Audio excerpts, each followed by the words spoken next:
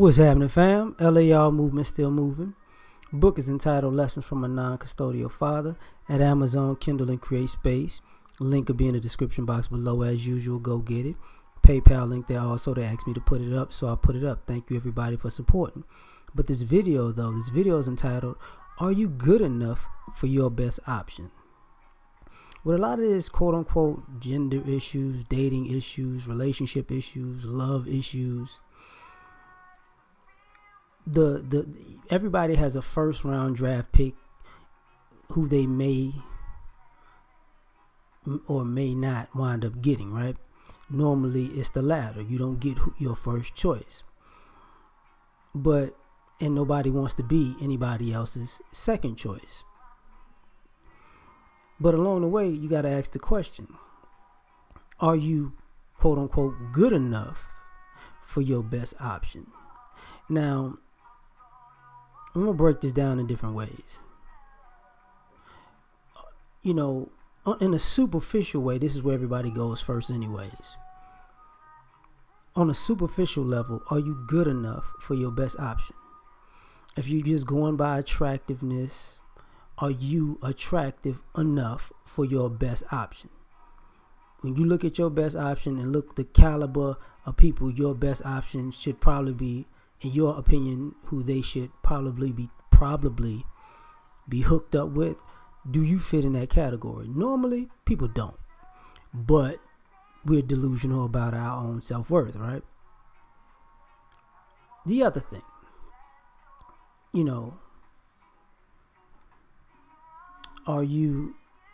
have you compared yourself to the people that, you may feel that they can, to the caliber of people that you feel like they can wind up getting with? Where do you stack up compared to those other people in that group that you can see them in? So are you good enough for your best option, right? Now, that's an attractive level. Now, attraction and social status, not necessarily the same. Socially, are you good enough for your best option? Now, they may be a good look for you, right? But are you a good look for them? Did you ask yourself that? Did you say, you know what?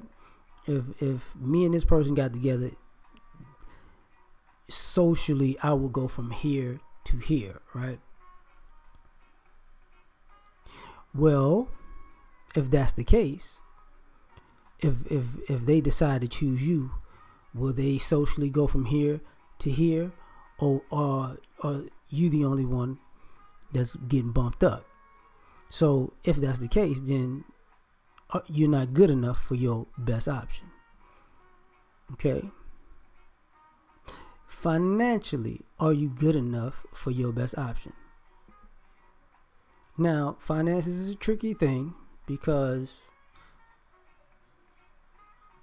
there's a big wealth gap and there's a big income gap, and to be in the upper echelon of people in the top 50%, you don't have to be in six figures, probably around 60,000, But here's the thing.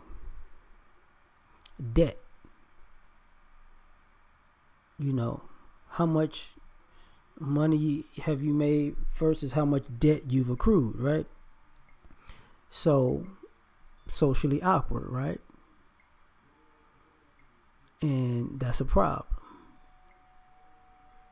I'm not socially awkward, I'm bugging. Financially, are you in the same ballpark as your best option? They can make more money but have more debt, and they may have to pay off that debt for a longer period of time. You may make less money.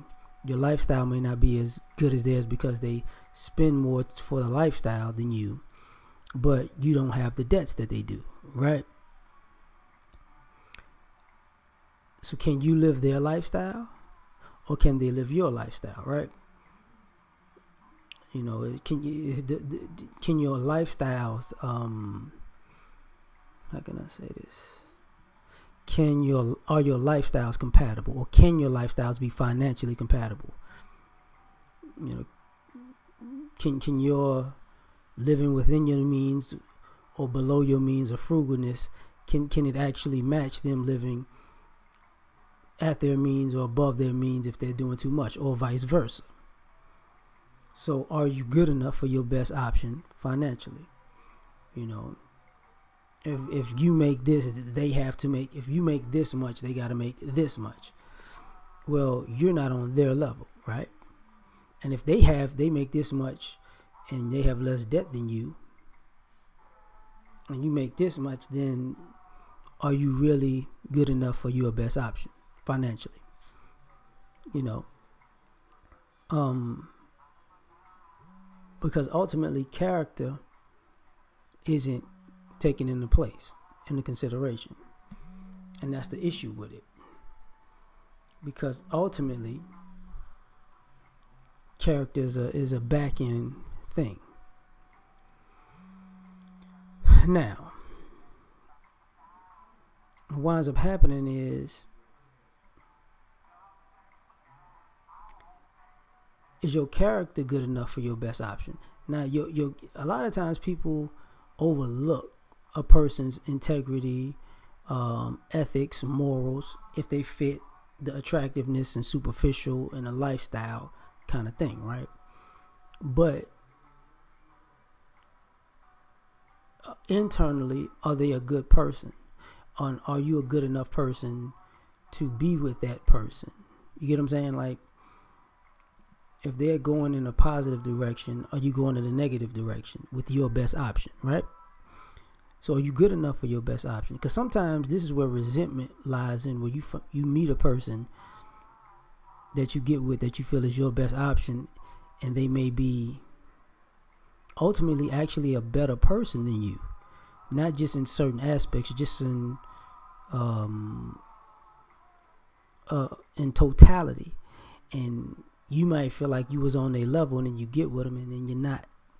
And instead of answering the challenge and trying to, work on bettering yourself, you more concentrating on tearing them down a notch. So then you can feel like y'all on the same level. So are you good enough? And if you're insecure to the point where you do that, then you're not good enough for your best option, right? Educationally, are you good enough for your best option? Now, education and intellect, that's not the same thing.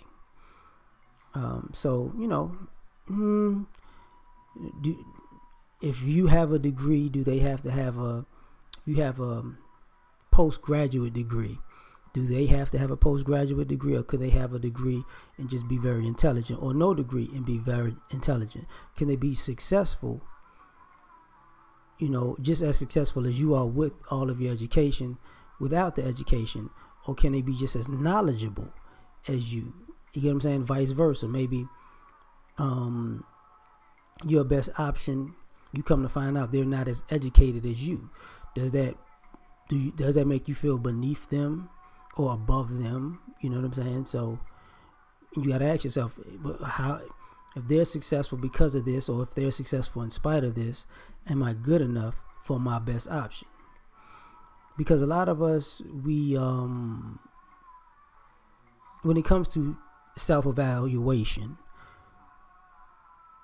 we all overrate ourselves. Not all, but the majority of us will overrate ourselves, and the people who underrate themselves are really, worth is a funny thing. Knowing your worth is a funny thing, because if you underrate it, you may be being humble, or you generally not looking at social capital like that. You're just doing the best you can, and other people see it and put you on a higher note than you see yourself. But some people are overrated, and they think of themselves higher than they are, and they don't take into consideration that they're not really as on top of the game as they think they are. And then they meet people who are actually on top of their game, and then they're feeling some type of way. So, just asking a question: are you good enough for your best option? Something we all got to figure out, right? So, peace.